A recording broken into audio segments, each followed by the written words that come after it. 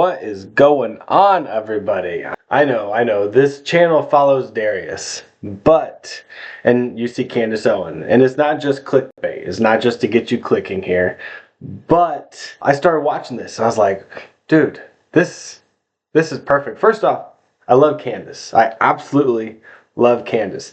Now, she's fighting rabbit holes that have to deal with the world, and that's what we need. We need more people that are fighting all of these rabbit holes, exposing these lies and getting this out there.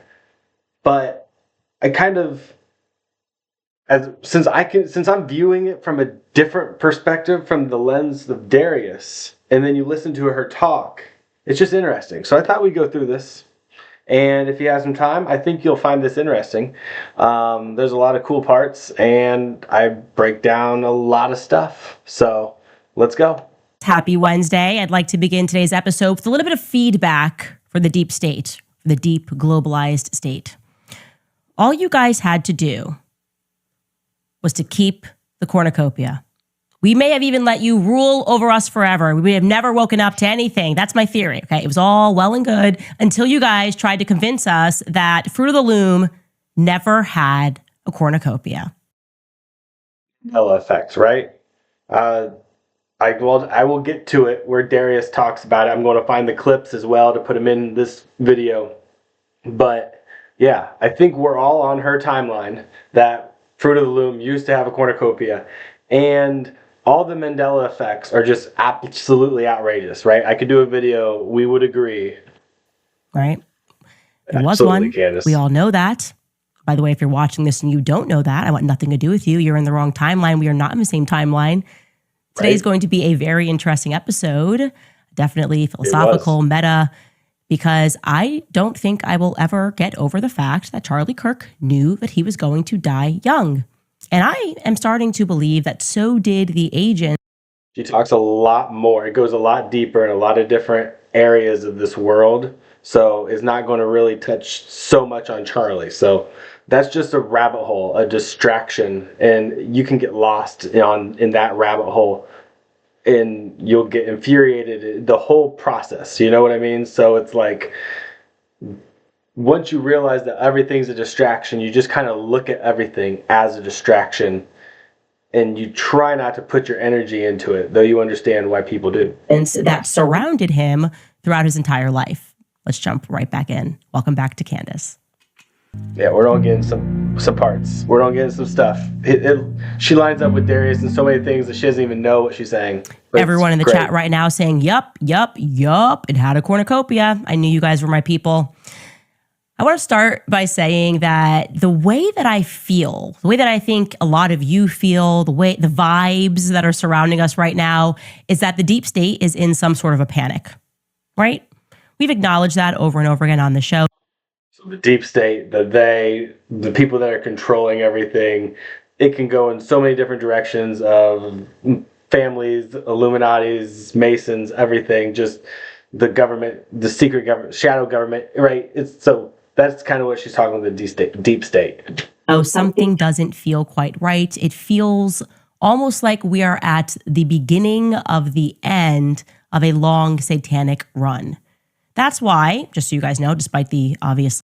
So I want to first off put it out there of what Darius talks about is that, like, this template is good versus evil. Now, you don't have to believe in the evil because it can't hurt you. But if you do believe in it, and there's a collective consciousness that is creating this, so it is real, but it's not real. So that's the distraction of this template of this realm that we're living in. Sobering reality that the world is run by these people. I'm pretty optimistic every day. I can't explain it. I don't know why. Things are obviously coming apart, but like things have to come apart before they can be put back together. And they're just getting sloppy. And if I could put it into a sentence, I would say that it's almost as if our awareness is the threat, right? Awareness just. Oh, what's that? Exactly. That's what Darius is saying. We have to raise this consciousness. Our awareness is coming. Our being conscious of what they are doing somehow spells their doom, which is bringing me to wanting to discuss today, as I promised you, the CIA's Looking Glass Project. Now, we And this is Darius talking about the Looking Glass project. It seems like the ultimate technology is us as creator beings. Yeah, the technology is a very poor copy of what we can naturally do. This is where you start to look into Project Looking Glass. So Project Looking Glass is a technology that could see potential time events. Now, you could use a piece of machinery to do that, or you could use the natural abilities within your soul when you have the out-of-body state to access thoughts and time. And as you can see, Darius has mentioned it multiple different times. And so they have this technology. So this is true. Briefly touched upon this at the end of last episode. Obviously, I'm a conspiracy girly, and I'm thrilled that we get to dive a little bit deeper on this topic for those of you that don't know. Same. There aren't that many conspiracy theories anymore because we found out that all conspiracy theories, there's a nugget of truth in there. The first thing that I want to remind you guys is exactly what I said at the top of the show. It's an absolute fact that Charlie Kirk thought that he was a time traveler. He told me he was a time traveler repeatedly. I showed you guys that text message exchange. I said to him in response that I didn't feel the same way and that I thought I was from another planet, that I was an alien my entire life. Just do not get it here. This planet is ghetto. That's how I feel. I don't understand it. The rules don't make sense. I think that's also why I like cats so much. I feel that they can relate to that. They think humanity is ghetto. They don't want to be around us. They don't like us. They know it's ghetto. It is ghetto here, right? Totally agree with the rules being completely backwards. It's messed up. Well, another bizarre fact is that back when Charlie and I were running around, we met in 2017, top of 2018. So I would say, obviously, Turning Point was an organization, but it wasn't the organization. It wasn't this behemoth of an organization that it became. No, he had no real degree of fame. I think that's fair. But he was required to have security on him at all times. That was orchestrated. His security, Schaefer Security, was orchestrated by Bill Montgomery. He has since passed, the late Bill Montgomery, and he was from the military. Takes a second to get into it, but like, she's a fighter. She is fighting against the people that are telling her to back down. And I mean, you gotta love the fight, whether you agree with everything she says or everything she goes after. I'm not endorsing every single thing she's ever said, but I love her tenacity and I love her willingness to just call the bullshit for the bullshit. And that's what we need to start doing. He founded Turning Point USA with Charlie. Charlie wanted to go to West Point and then instead started Turning Point USA when he was 18 years old. Thinking about that, the security, him texting saying, "I'm not allowed to go anywhere, I feel so important," I think was the exact message. That, to me, is objectively weird in retrospect. Yeah, because he was marked. And he didn't even know he was marked. It wasn't weird at the time, it's weird now. And it makes me think that Charlie may have been marked since he was a child. We've discussed these GATE programs that they have in school. And I just think, on the basis of what he told me, that when he was really young, they wanted to drug him, but his mother said no, and he was really grateful for that.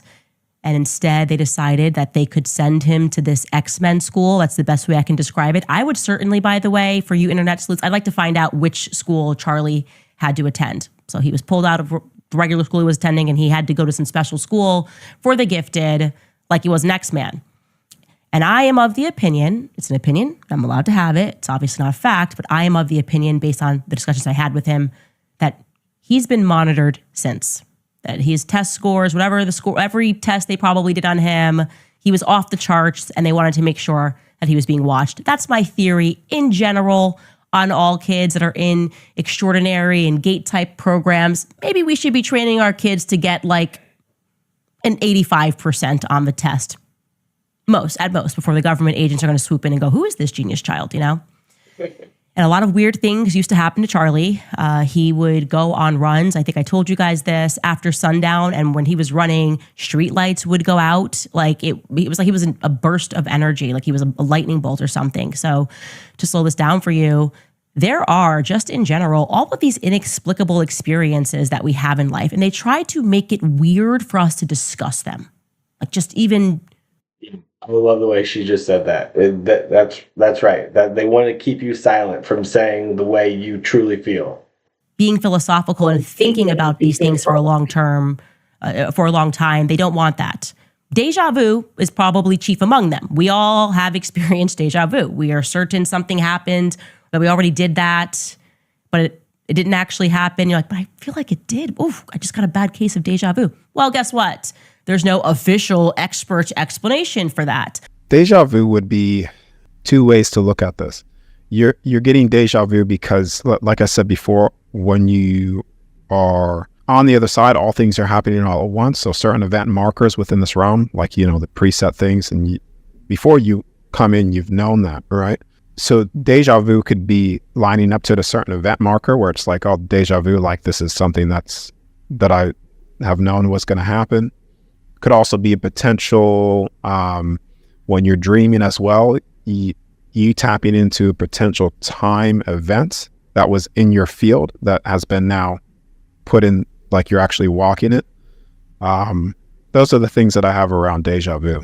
Sleep paralysis, for those of us who suffer that, I had some terrifying experiences before. All dormant abilities, everybody could do. Everybody could do the out of body state, right? It just depends where you are. So it's almost like a muscle. Say, for instance, mine was always a natural process for me with sleep paralysis. People have natural sleep paralysis.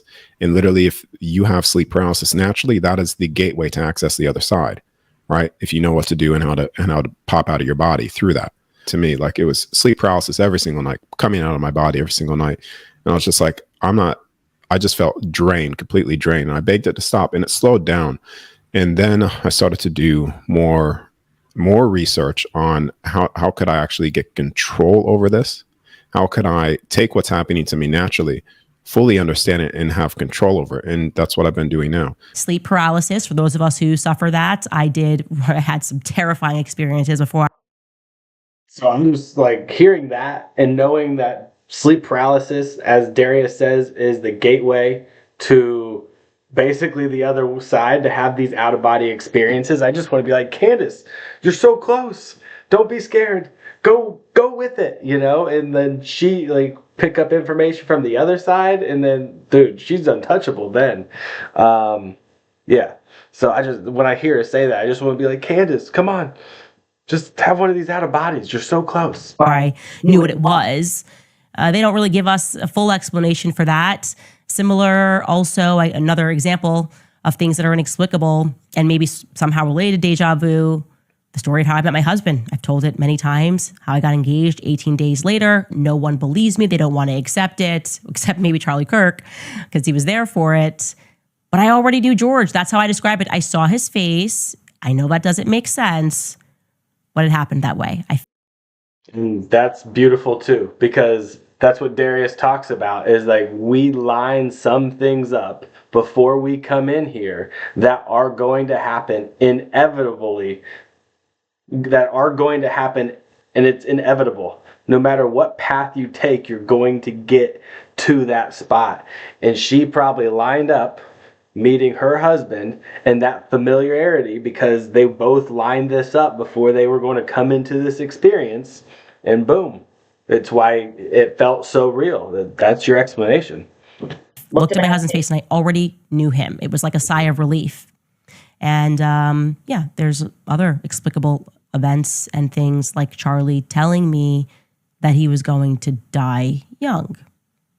Anyway, today we are going to be showing you clips from a YouTube channel called Be Inspired. We're going to link it in the comments as well, because they did such a fantastic job of diving into these phenomena and how they likely relate to another shady government CIA program, which came to be known as Project Looking Glass. This actually happened. These were whistleblowers that came out, like with all of these projects, people that are in the military, scientists coming out and saying, hey, government has this technology and they can peer into the future. I'm sorry, what? What does that mean? And Darius not only talks about this looking glass technology and these billions of dollars that these governments have put into doing it, but he says that's what you can do when you have your out of body. That's what you can do with your soul. Your soul is a better technology than this looking glass, and we all have it. We all have it. It's inside of us. You'll get access to it on the other side because we're in limitation. We're not supposed to access it here. It's not that easy to do. Plus, it's been hidden on how to do it. On the other side, you have access to those potential futures and all of that. Anyways, the narrator of this channel, who I could not find his name to save my life because there's multiple people that work this channel, but he begins by taking us back to the Y2K scare. You guys remember that? Of course, you remember the Y2K scare. I was actually scared. I was young. I remember the Y2K scare. I mean, I was 17. I wasn't buying the hype. Like, I remember everybody freaking out, and I just remember the madness of everybody worrying, but I was never really worried. But I don't know why I was never really worried, but I did not buy that hype. I felt like it was hollow. I was like, oh my gosh, I just want to die like this. I don't want to die just because it's midnight and it's the year 2000, and they were just kind of pumping all this fear into us. All this fear. Anyway, let's jump right into this clip. Let's start with Y2K. In the final months of 1999, there was a global concern that computer systems would fail when the date switched to the year 2000. All the software used only 2 digits to record years, so 2 nils might be read as 1900, potentially disrupting banks, Credit cards and ATMs may cease to function. power grids, airlines, Airplanes and trains may come to a halt. governments and corporations spent over $300 billion updating systems. It was one of the largest coordinated tech efforts in history. People stocked food, withdrew cash, and prepared for the worst. But when midnight came, almost nothing happened. The systems held, the world moved on. Still, that global moment left an imprint. Some view it as a psychological turning point, the end of the analog age and the quiet beginning of a fully digital world. From that point on, life accelerated. Culture, communication, and consciousness shifted onto screens, fast, constant, and increasingly disconnected from physical time. Some researchers believe Y2K wasn't about a bug at all, but a kind of global psychological reset, a ritual of fear, distraction, and silence. The code may not have crashed, but something else may have been triggered. Our perception of time and reality. After something strange started happening online, people began noticing memories that didn't match reality. The most famous? The Berenstein bears. Millions remember it. I need to find this clip. I'm going to put it in here where the guy actually finds an old book of the Berenstein Bears, and he walks, and it's spelled the old way, and then he walks to a part of his house, and the writing changes on the book instantly. And some weird stuff going on here with this name, Berenstein Bears. So I had this book. Again, it's my nephew's, but I had this book in my closet from when they came over. I wanted to give it back to them. I planned on going out there to see them. And I dug it out, and I noticed that the Berenstein had said Berenstein in that room. But I come out here into just the normal other part of the house, and it says this. So just so you know I'm not crazy, I'm going to show you as I pass through this doorway what happens, and it's fucking weird. All right, it happens when it gets in the room. See it? That shit is changing right there.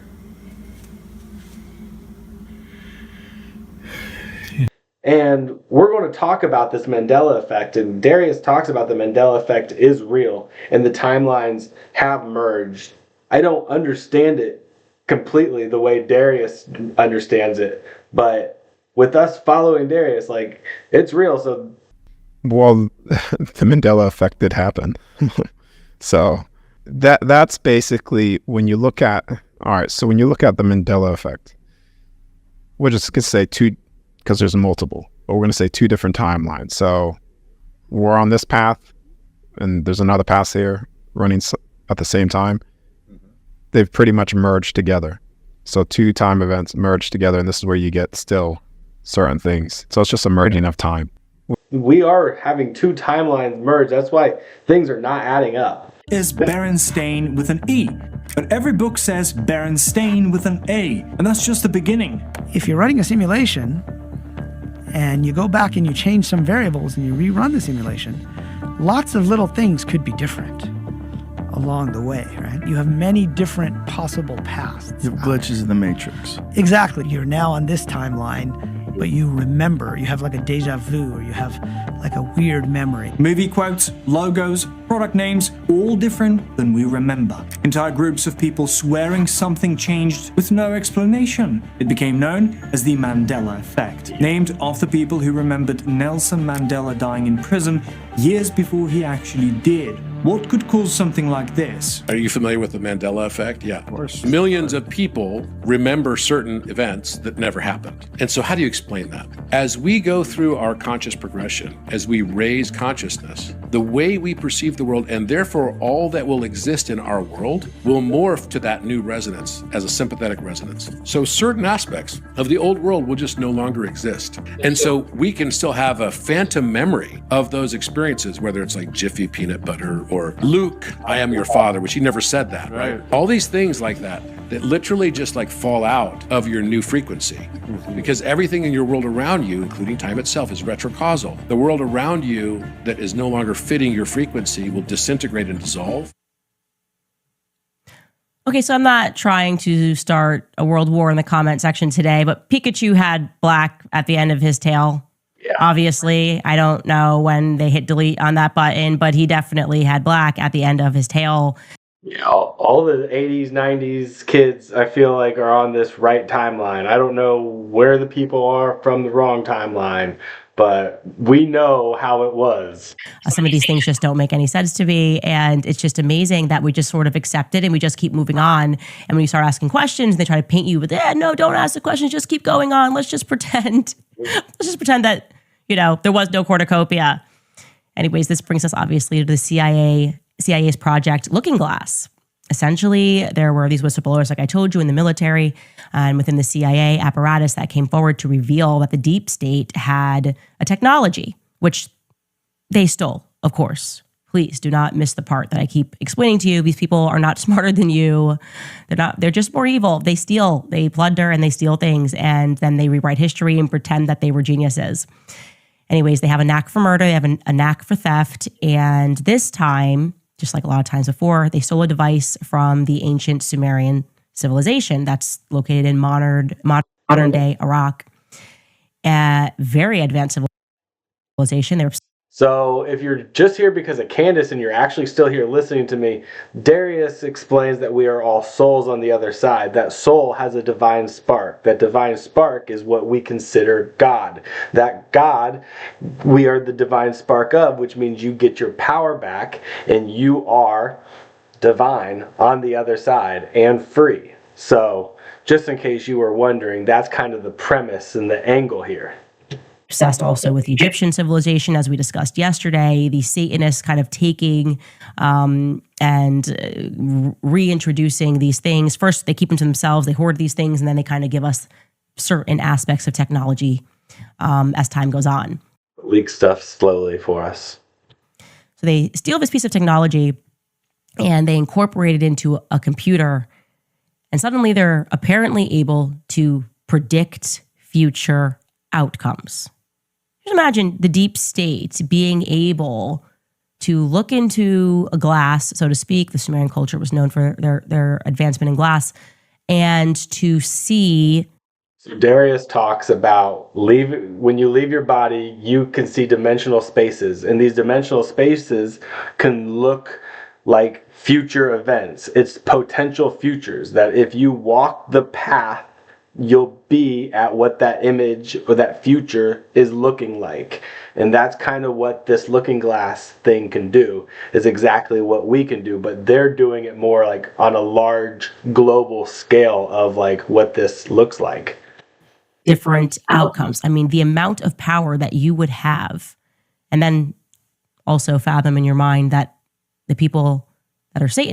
In the Sumerian text with, the emerald tablets and, the the realm of Atlantis that's now realm 3 in the constructs and used to be here, and like they were an advanced technology society. So it's like, yeah, there was people way more advanced that understood our power way more than we can even fathom. Have this power. Take a listen. This is where things take a turn, because according to Bill Wood, a former Navy SEAL with high-level clearance, the US military once had access to a device called Project Looking Glass, a technology that could supposedly view potential future timelines. The project was shut down because there was a problem when we approached 2012. The timelines converge on that point in time. When you know how string theory works and how the possibility of possibilities works and how making one choice over here doesn't necessarily mean that the other choice couldn't exist at the same time. But once you get your brain wrapped around this subject, you find out that at the end of 2012, in an easy way to put it, the choices that we make become less and less consequential to the future. And eventually we're pushed into this bottleneck of time, no matter the way he says that. I mean, what Darius talks about there are event markers within this game that we're playing, and it doesn't matter which way humanity goes or what we do, these event markers are inevitable, which would also be the same bottleneck to the same outcome. Things have to merge together into one timeline event. Like everything, it doesn't get with a completion, right? It's like those, there's many different paths. Like there's no such thing as free will. There's many different paths that you could choose, but all those 1,000 different paths that you could have chosen in your life, the event marker within this realm, those paths will seem to go all over the place, like this direction loop here. But as you get closer to the final event marker, they converge together and they all hit that same point.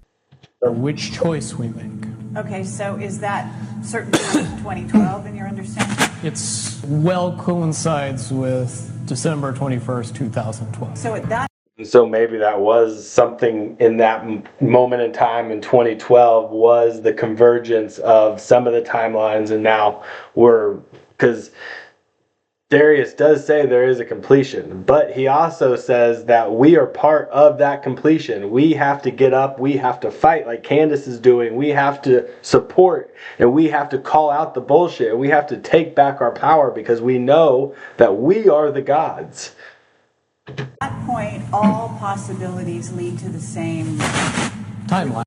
And for this whole template of good versus evil to play out, you would have to create one singular god and the devil, the evil, the demon, but you have to have that. They're not going to let us know that we're all gods. It's like you have to have this one singular god, and you're going to have the devil, and it's the fight, it's the pull between good and evil. All possible timelines lead to the same basic set of history in the future. And after that, they shut it all down. Now ask yourself, why would a system like that be buried, and what exactly did they see? Because this isn't just about false memories or tech. It might explain why everything since 1999 feels frozen and artificial, like we're on rails in a version of reality that wasn't meant to last this long. And if you think that's wild, wait until you hear what else Looking Glass may have revealed. So what exactly did they see with Looking Glass? According to multiple whistleblowers, including Bill Wood and other interviewed by Project Camelot, every time they ran the device, no matter what variables they changed, all future timelines converged to a single fixed point. That point, somewhere between 2012 and 2016. After that, the future became unpredictable. No more branching outcomes, just a wall. So it's super interesting that they couldn't see beyond 2012, or rather they could see beyond 2012, but maybe things became inevitable. That was backed up, by the way, by a lot of different things. Mayan civilization, the calendar, remember that whole scare? Why doesn't the calendar go beyond? So you arrive at this point and you wonder, what is this, right? Suddenly these people who are evil are no longer allowed or able to control outcomes, essentially, or perhaps, so maybe they did see something beyond 2012, but no matter what they did, they couldn't change the outcome of that thing that they saw beyond 2012. So it wasn't so much the future couldn't be predicted, but rather that they couldn't change it, like something was coming. That's how it kind of feels to me. Boom. And that's kind of what we're doing. We're going towards this completion. But I think there's going to be a bit of a downturn before we get to the thing. But I feel like it's going to be happening a lot faster than we think. It sounds like it's going to be in our lifetime. Like, does that mean I'm 40? I just turned 43 today, actually. Does that mean that it's going to happen in 40 years or it's going to happen in 20 years? What happens to everybody? Like, I'm still curious. If I get out of body, I'll let you know when I know. When I just examine everything that's going on, there is this panic, like evil is panicking right now, and they're making a lot of mistakes because they're no longer in control. And I would also add here that one of the things that I've noticed is that they're trying to turn us all, again, maybe this is their solution where they're going, okay, what are we going to do? We can't change the outcome. Maybe we can just turn everybody into a computer program. Like they want us all to be the same. They seem to get really angry when we behave like humans. Like that's one of the things they're trying to triumph is our humanity. We talked about this a lot with the Charlie Kirk story, the reaction, how we felt icky, but they were like, what's wrong with you? How dare you feel icky? How dare you not like this? Don't you know this is what he would want? It's like their inability to defeat our humanity. Oh my gosh, she just says it so well. It's so beautiful, right? Because that's exactly right. That's exactly right. And that's what they're trying to do, take our humanity. But we need to realize that they can't, that they're not going to. And we got to rise together. It is angering to them. Now, something that was crucial, which was revealed about Project Looking Glass, was that the people who were in the room while this device was being operated, their conscious thoughts impacted the device, okay? So just imagine this. What they were thinking in the moment was changing future outcomes. Thoughts influenced future outcomes. That piece. Boom. Another one. If you listen to Darius and you know your thoughts matter, they're influencing the future, what that potential future looks like depending on the way you're thinking. It lines up perfectly. So beautifully said. This is super relevant to what we're going to discuss. And obviously that's pretty reminiscent of one of the themes of The Matrix. I just am going to assume everybody's seen that movie. If not, you should watch it because it was way ahead of its time. Truth in plain sight. And he is going to connect that dot here. Take a listen. So what exactly did Project Looking Glass reveal, and why was it quietly shut down? The people involved began noticing something strange.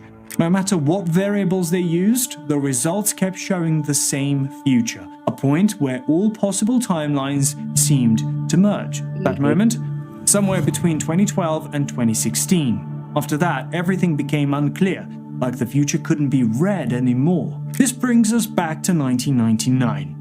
A year that might have marked more than just the turn of a century. It's also when The Matrix was released. At the time it was seen as just another sci-fi movie, but looking back it feels like something more. You've been living in a dream world, Neo. The film introduced a powerful idea, that the world we experience might not be what it seems, that reality could be shaped or even simulated without us knowing. And once you start asking questions, things begin to change. That idea resonates deeply with what many have felt since the early 2000s. The time feels different, that the future doesn't feel open the way it once did. Almost like things are repeating themselves. The same cycles, the same events, showing up again and again. Some people even report seeing repeating numbers everywhere, like 1111, 222, 444, almost.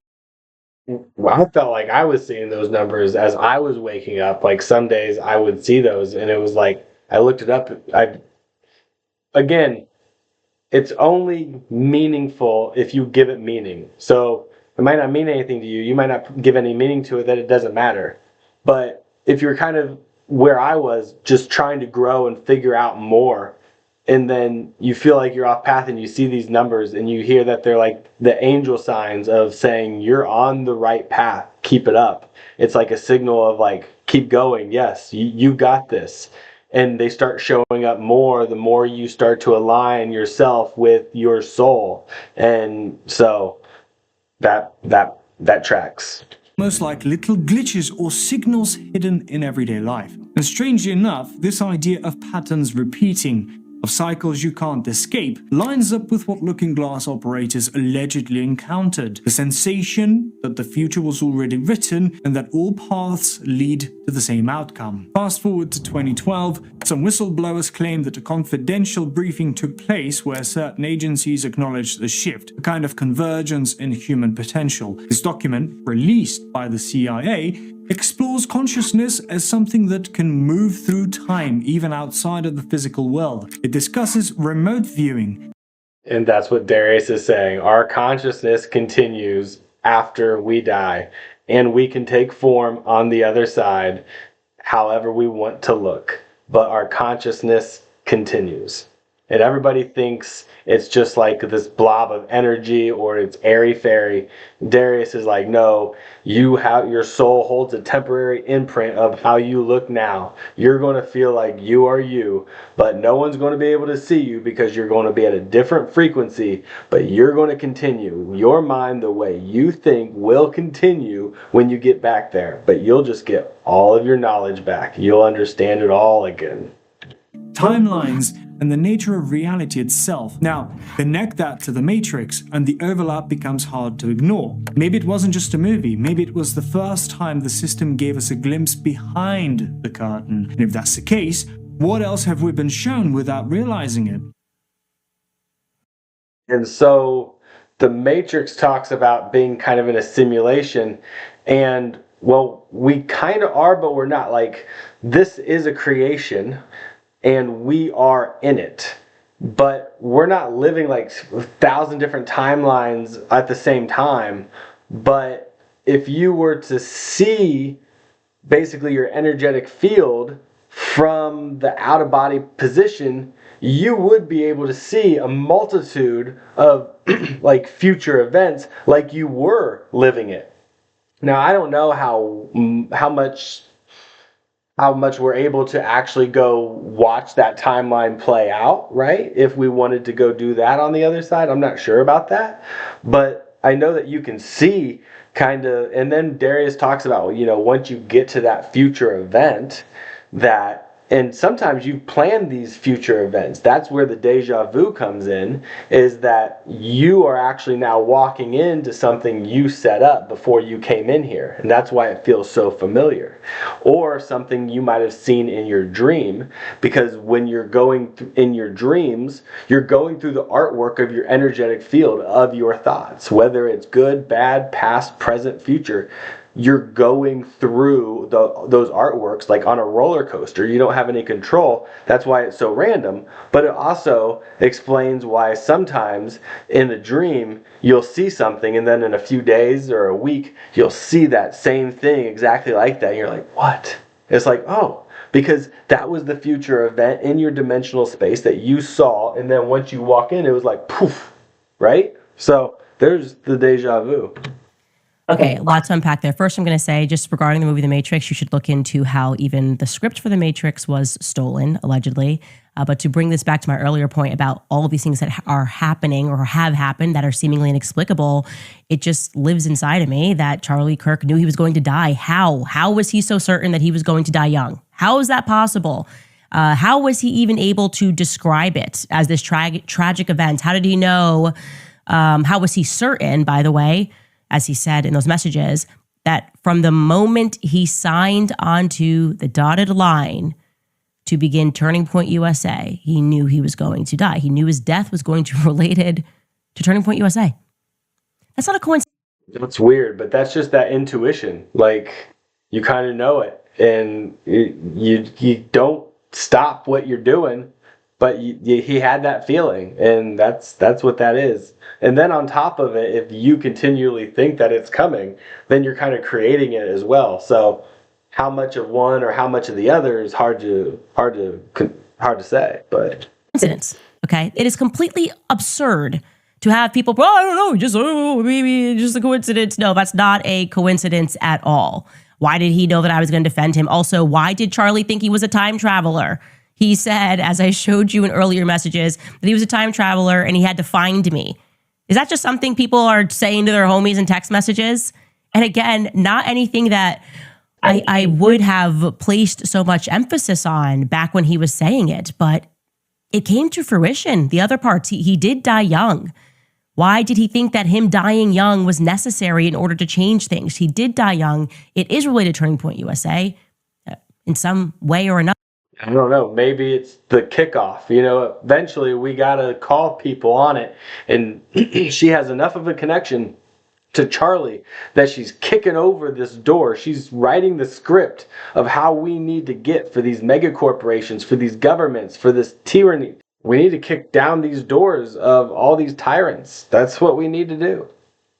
Now, at the very least, we could all agree it's related to him speaking at a campus event for Turning Point USA.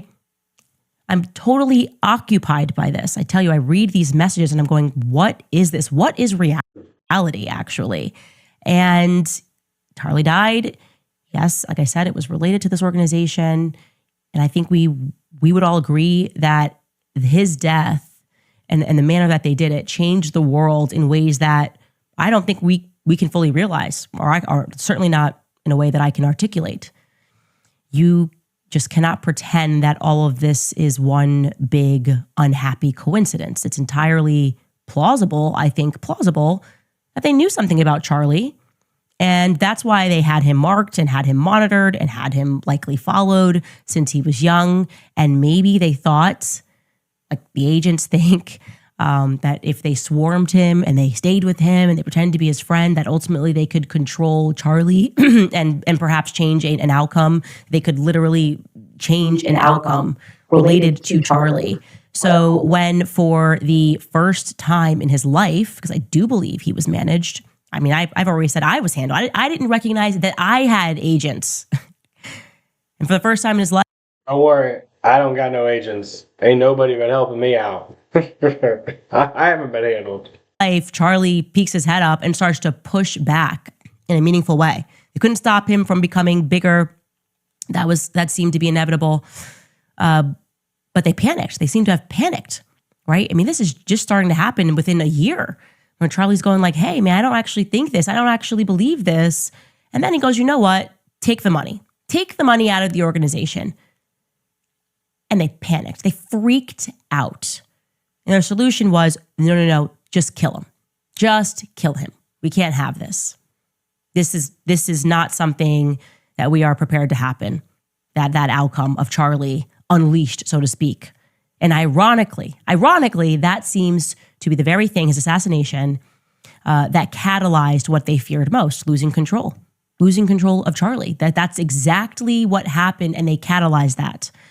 So it seems to me that right now we're in the midst of this. They keep doing these things that only catalyze what they're trying to stop, what they're trying to prevent. For example, even unrelatedly, but the Brigitte and Emmanuel Macron, they filed a lawsuit. We have so much power. What are we going to do to stop this thing? She's getting into the story, is getting to the heart of evil and how the world is run to figure out that Brigitte is born a man. What are we going to do? We're going to file a lawsuit. A lawsuit filing was a mistake, obviously. It was globally consequential, right? They wanted to stop it, and yet they spread it. Catastrophic to their aims. The more pressure they exert toward control, the more they spin out of it. Another example. Like I said, distraction. Everything's a distraction. And I don't usually watch Candace very often. I just happen to click on it because me and my wife wanted something to watch tonight. I keep my energy away from all these triggering topics. I don't mind going into them because I know the truth, but at the same time, it's hard not to get sucked in, and it's hard not to just go down these rabbit holes. And then when you're in there, it's harder to get back up to be like, oh, okay, everything's just a distraction. It's not as important as you think it is. Lock them down at home. Make them wear a mask, right? Create COVID in a lab, make everybody sick, force them to get the jab. Evil is really fun that way until it accidentally awakens the entire world to how fraudulent Big Pharma is. Like, is this now everyone's going, is this just a factory of poison? Do these people hate? Are they so evil? Have we just giving our bodies over to quote unquote science. Now, going back to the Looking Glass and them shutting down this project and not being able to edit whatever it was, we obviously cannot know for certain what it is that they saw when they peered through into this Looking Glass. But I do have a general sense that they're trying to edit its inevitability with ill-guided lawfare and warfare. And what I think is that our collective awareness is a threat. I think ding, ding. Everybody peeking their heads up is making them increasingly more frantic. It's like they know we're barreling toward some foregone conclusion, and they have spent decades trying to stop that, trying to prevent that.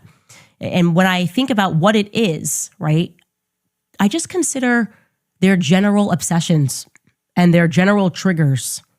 They are positively obsessed with the Antichrist. I mean, like people like Peter Thiel, he's like going around giving interviews, asking about the Antichrist. That's kind of the entire drift, by the way, of the AI world. When I say, I look at these people, I don't like their eyes. Something disturbs me. They mock that, take me out of a clip. Oh my gosh, I don't care. I have spiritual discernment. Something about the entire AI movement feels wrong. And I totally agree. This AI has got to stop.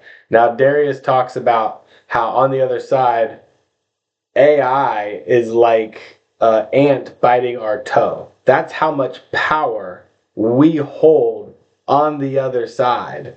So, but that doesn't necessarily stop AI from taking our jobs now and us needing to stop, to shut this down. So, just wanted to clarify. Come on. What, am I wrong? Am I wrong? Sam Altman, all of them. And they are, no, you can trust us. It's like they want us all to become automated so that we can be more easily controlled. What they're going to do, okay, we can't control the outcomes. Let's just control where we're at. Let's control every single person in the world and make everything AI so that if we want to, they won't discover history. We can just delete files entirely. Nobody will be reading books anymore. The kids will be stupid. We can just wipe history and entire civilizations with the push of a button. There'll be no. They've already written their history the way they want it to be taught to our kids. So yeah, of course, they'll do that too. More books. And maybe I could say this is 1A, but they also seem to be similar. But all time is recorded. We'll go back. We'll have all the history and the fake history and the true history. Obsessed with trying to make everyone turn against Christ. I mean, that push over the last couple of years, Christ is king, is hateful. You shouldn't even be saying that. Why? That's a weird triggering that no one expected. No one should say that. It's anti-Semitic, whatever.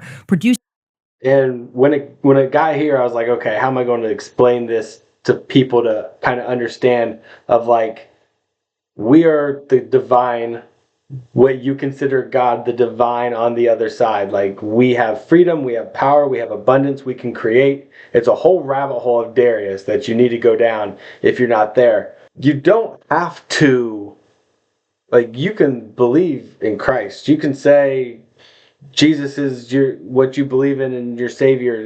That's totally fine here.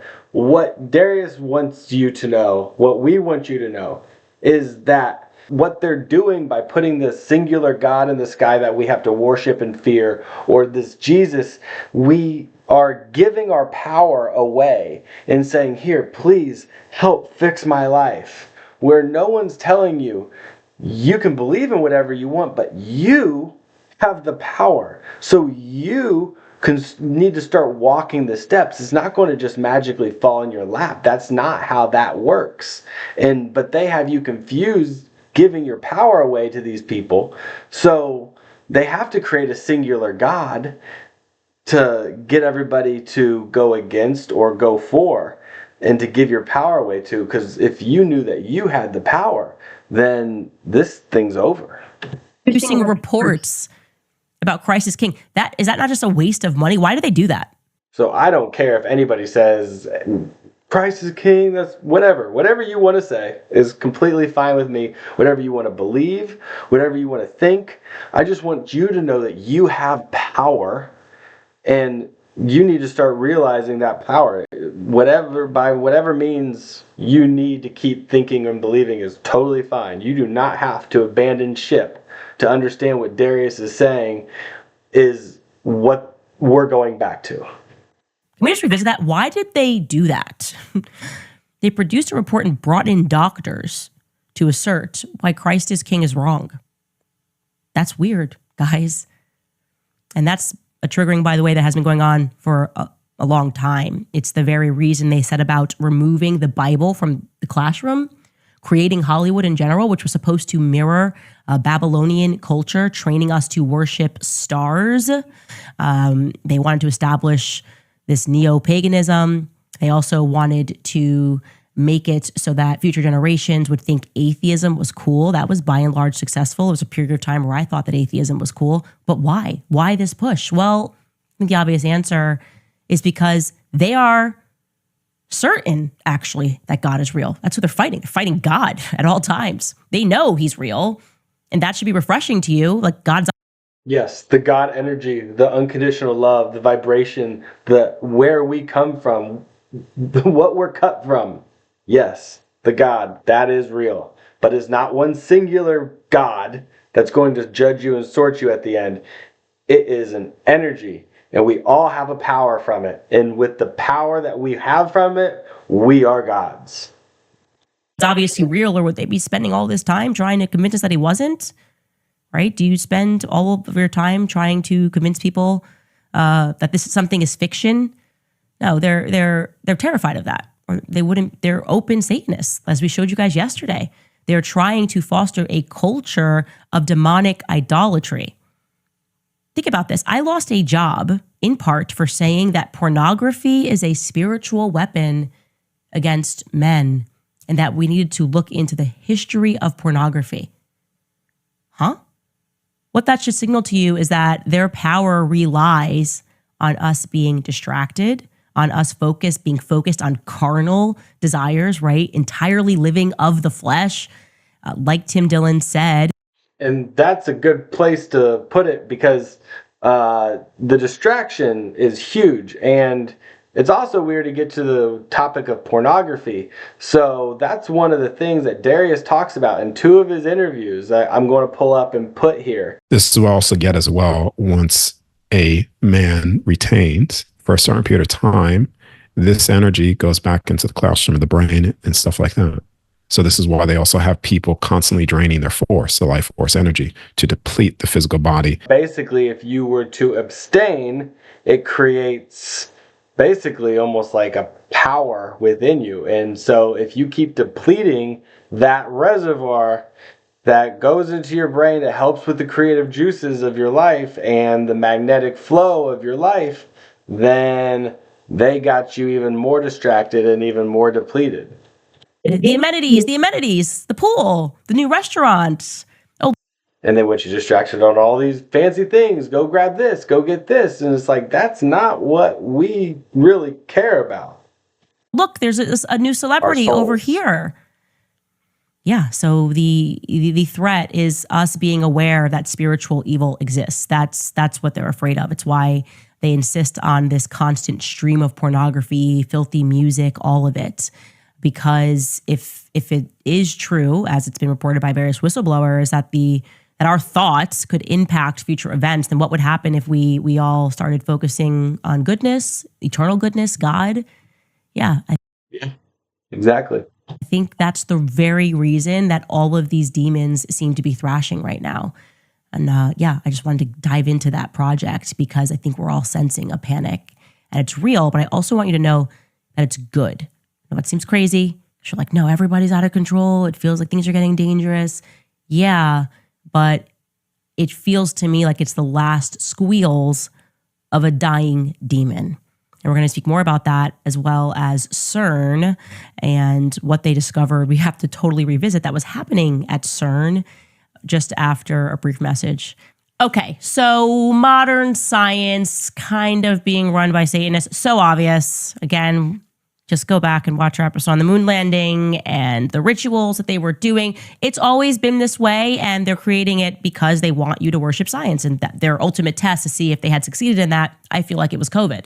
Right? They stay inside, like they tried to make this a ritual, save lives. I mean, there was actually a really good article in the Spectator UK regarding how they tried to establish COVID to mirror a religion the ritual of it, even having something you can wear, a mask to identify with one another. Anyway, I'm not going to go down that rabbit hole. Point being is that once you see that, you can't unsee it, that modern science is intentionally being created to conflict with God. And there are some really bizarre things that have happened, particularly, I would say, regarding CERN. What do you actually know about CERN? I'm going to bring Mark on to mansplain this. What CERN is and what they were involved in. And you guys kind of remember, we're trying to find the God particle. That was another push. Mark, jump on here and mansplain everything. I'm happy to. And I just want to preface by saying I am not a particle physicist. So I just use particle physics recreationally. I'm a high school dropout. This is all on my own. But CERN was basically established in 1954 to research particle physics. There's something called the standard model of particle physics to kind of explain how everything exists and what it's made out of, to back up. Every industry, every rabbit hole has so much stuff that you can learn that you can be distracted in for a lifetime. So it's like, it's so like, you used to know a little bit of everything, but now you barely know anything, right? The Big Bang theory of creation. And one of the missing pieces was, how do particles that don't have mass attain mass out of nothing? And so in 1964, a group of scientists theorized that there's something called a Higgs boson. One of the scientists was named Peter Higgs, I believe. And so the search was on to find this particle. And so that's why CERN created the Large Hadron Collider, which is based in Geneva, Switzerland, and is a 17-mile tunnel underground, up to 600 feet underground in some places. So they're doing all this to basically figure out how we can create out of the ether on the other side. That's basically what they're doing. So we're so advanced on the other side with our capabilities that this is mere child's play. But it is also what people are blaming a lot of this Mandela effect and timelines converging. So, yeah. Where they shoot subatomic particles at each other at a very high speed to try and break them apart to see what they're composed of. And so in 2012, they observed a reaction that's consistent with this particle that was theorized back in 1964 that some people were calling it the God particle, to explain how something can come from nothing and essentially try and erase God from the story of creation to create a scientific explanation of it. So in short, exactly, they're trying to be God. This is like the next step for them. We're controlling humanity. We're controlling their minds. Like, what can we do? What's the next step? We need. It's so funny that they're trying to figure out this to like live forever and to have this power. And it's like, you have the power on the other side, man. Like, it's okay. I hate you so much for doing so much bad to humanity that I hope you try to figure out a poor man's version of living forever and thinking that's bliss. While I'll be on the other side enjoying all kinds of worlds, you'll be here still struggling to keep this control. It's like, okay, go ahead. That's perfectly fine. It just makes me laugh. These people, I want to control the world and live forever. It's like, if you knew what we got back to, you would welcome the exit. Need to become creators of things on Earth. That's all the way, by the way, you guys, part of my conspiracy, why I'm like, have 12 kids. It's because they want to even control birth. They want to control dying. Like, they're debating, oh, you should have, they always sell it as like, it's more freedom for you. No, it's more power for them. We're going to decide if you're allowed to be born. Everyone's going to eventually, in the future, need IVF, which puts them in a place of power. And then also, we're going to also tell you when you die, which is why they have now these pods, which is being debated. And where's the home of the pods, the death pods? Switzerland. Anyways, of course, the tunnel is underground. And it's interesting when you consider that they started searching for this particle when they realized, that's when the 70s is when they began this Looking Glass project, when they started, not the CIA's Looking Glass project, but when they first got this Sumerian technology hooked up with a computer. It's an interesting parallel, right? And I also wanted to tell you guys a little bit more about what happened with CERN, which I've always wondered about. It was a big WTF moment with these elites, and you might recall this happening in 2016, but maybe you weren't awake yet.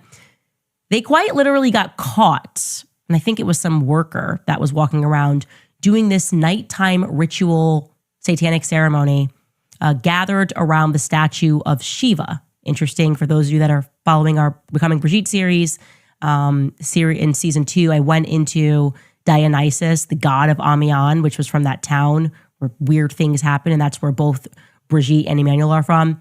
Well, Shiva in the Hindu faith, if you look it up, this would be the nearest equivalent. Dionysus being like god of wine and revelry. Shiva would be the equivalent here. Anyway, they got caught literally in the middle of a satanic human sacrifice ritual. And I'm just going to read you this article verbatim because otherwise you won't believe me. Okay. This took place. CERN discovers satanic human sacrifice taking place at the Large Hadron Collider grounds. Okay. A satanic human sacrifice, it reads, has been staged on the grounds of the European Organization for Nuclear Research, the home of the Large Hadron Collider. The footage shows which I'm going to show you guys, a cloaked group wearing long flowing black robes. One of them has on hiking boots underneath. They're seen walking around before a woman moves onto the floor and then is stabbed. But the footage, then the person who's recording it, you're going to see the drop and they're like, what the heck happened? And they are obviously scared. So when they got caught with this, I want you to know they come out and they say, oh, that was a prank. I'm sorry. It's a massive statue, as you're about to see. You're telling us that the leading scientists in the world decided to meet by the cloak of night to do a prank, and someone at the facility gave a statement and said the PR guy said they were taking their sense of humor too far by staging a satanic ritual. I'm sorry, is this an acceptable excuse? This is like when a pastor finds $300K behind a toilet. We're going to need a little bit more here. Is the woman still alive? We can't even tell if this was a fake stabbing in this video. The leading scientists of the world, and they admit, by the way, we're really concerned about security. We don't know how this video got out. It wasn't like this prank was intended for the world. Somebody who worked there recorded it, got it to a YouTuber who then published it. And their response was to say, that was a prank. Don't ask any more questions. Let's move on. And the media just backed him up. It was a prank. Yeah, so we're going to take a look at this ceremony, which again is taking place under a Hindu deity. And the spokesperson confirmed it's real, and this person had no permission to record it, and there was obviously, therefore, had no permission to have it published. Take a look at this, and I'm going to have to talk through it in case some people are listening on audio, but you really should try to tap in and watch this on video as well. Okay, so it's a massive, massive statue. Yep, big statue. Definitely your classic satanic get together. That's just to start. Are we bringing this in as a part of the prank? I don't know. There is a woman, there's a bunch of people that are in black robes, and some of them have hoods up. And then there's a woman that's wearing all white in the center of it. And they are now encircling this woman, and she's like laying flat on the floor as somebody is circling around her. I think he might be holding some fire. And then, it looks like she gets stabbed. I'd like to know where that woman is today. If this was a prank, you then hear heavy breathing and you hear a guy saying F, F, F, F. Doesn't seem like it was a prank to him. He didn't think it was a prank. And we just moved on. We just absolutely moved on from that, which is incredible. It's incredible to consider that as a society, we have been so distracted that we were like, oh yeah, I guess that's fine. It was just a prank or whatever. Anyways, like I said, it feels like evil is becoming more radical, more obvious, and more noticeable. We have to call this stuff out. I love it. This is exactly it. Like, this is start of the wave of consciousness to come and take back our world that they're controlling. To most of us who had never considered that any of this was possible. And a part of that is just recognizing how fake the media is, And this brings me to Daily Wire, Unhinged. I don't even know what to say. They have dropped another video that kind of, if I'm being honest, feels like a laced threat. They are mocking Egyptian planes, but they have put in a voiceover. So I'm going to let you watch the video that they dropped on my socials. You should be obsessed with traveling, not just the destination, but the experience of getting there. When you travel with us, you'll feel warmth, you'll feel welcomed, and you'll feel watched, because every seat comes with the peace of mind of knowing someone is following you with 2 planes. This is what you can expect when you fly with At Egyptian Air, we definitely never mix up our time zones, flight numbers, or flight times. We know every journey is your personal business. After all, your personal business is our business, is our motto. Egyptian Air, wherever you travel, we will follow. And so they've colored the letters there on the text for watched, followed, we will follow. I don't even know what to say to that. Like I told you, they're unhinged. It's been going on, by the way. It's like gang stalking. It's just been going on for 2 years consistently behind the scenes. Now they're just kind of gone mass down and people are seeing it in front of the scenes. Like I just am not allowed to be fired from that company. And I don't know what to really say or do about that other than just to keep publicizing that I find their behavior to be alarming. It's discomforting. And there's something about this that feels very dangerous to me. And that feels like a warning, as many people said, a threat, a laced threat, the weird devilish voice at the end, we will follow you, and then having a plane then burst into flames. It's not a joke. They don't mean it to be a joke at all. So yeah. Right. I think we're good through everything. I'll link this video so you can start up at, I believe it was Mike Pompeo, 42 minutes and 48 seconds if you want to dive into it. And I appreciate all the hard work Candace does. I love watching her. When I see something come through that I authentically am like, oh my gosh, if they only knew the truth of the way it truly was, you know what I mean? And it's like, so I hope I could bring some clarity to you guys. I hope you guys are, just let's continue to fight. If you are here and stayed here this long because Candace, then I hope you find the more videos on my channel to learn about what Darius is talking about and what the truth is that we get back to on the other side. And if you're here for Darius and you saw Candace, well then, if you need some entertainment and somebody to talk the way you want to talk when you want to fight with somebody because we're frustrated about the mega corporations. I just made a video showing Ian Carroll and cancel this company. And, they're censoring that video already. So I'm sure even with a good thumbnail, I'm not going to get too many views here either. Either way, it doesn't matter. I loved hanging out with you guys. I love being here. And I'll talk at you guys later. Peace.